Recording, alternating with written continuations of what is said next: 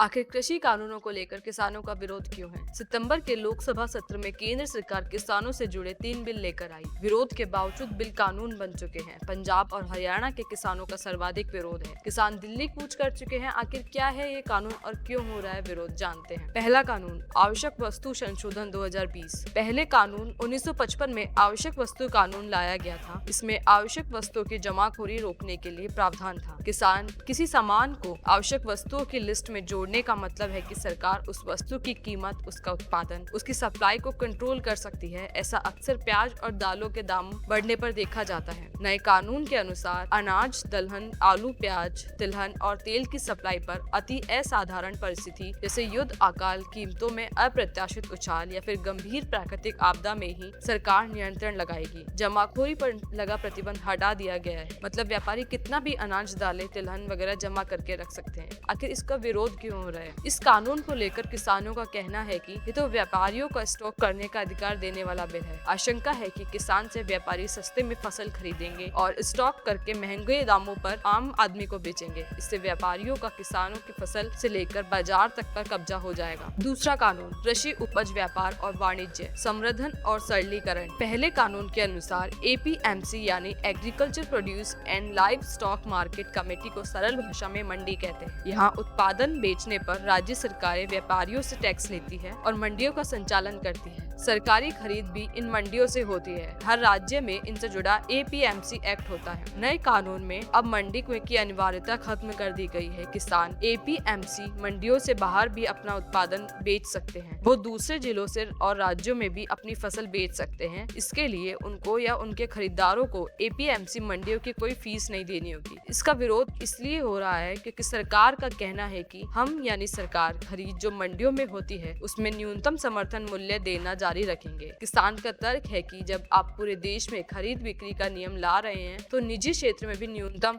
समर्थन मूल्य अनिवार्य क्यों नहीं कर रहे। सबसे ज्यादा विरोध इसी बिल में है। तीसरा कानून, कृषक कीमत आश्वासन और कृषि सेवा पर करार। पहले कानून यह था कि इस बिल से पहले भी किसान और व्यापारी में एग्रीमेंट होता था, लेकिन कोई ऐसा कानूनी तरीका नहीं था। सबसे पहले शिकायत कहाँ करे, मतलब किसान व्यापारी या थाने में भी शिकायत कर सकता था और सीधे कोर्ट भी जा सकता था। नए कानून के अनुसार यह कॉन्ट्रैक्ट फार्मिंग को वैधता प्रदान करता है। नई फसल की ओनरशिप किसान के पास रहेगी और उत्पादन के बाद व्यापारी को तय कीमत पर उत्पाद खरीदना होगा। कोई विवाद होता है तो SDM, फिर कलेक्टर और उसके बाद कोर्ट में शिकायत होगी।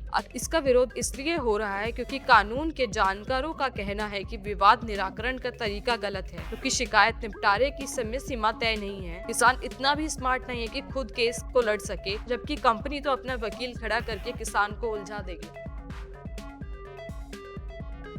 इसी तरह की न्यूज़ अपडेट के लिए जुड़े रहिए हमारे चैनल देसी कबूतर से। मैं भानुप्रिया, धन्यवाद।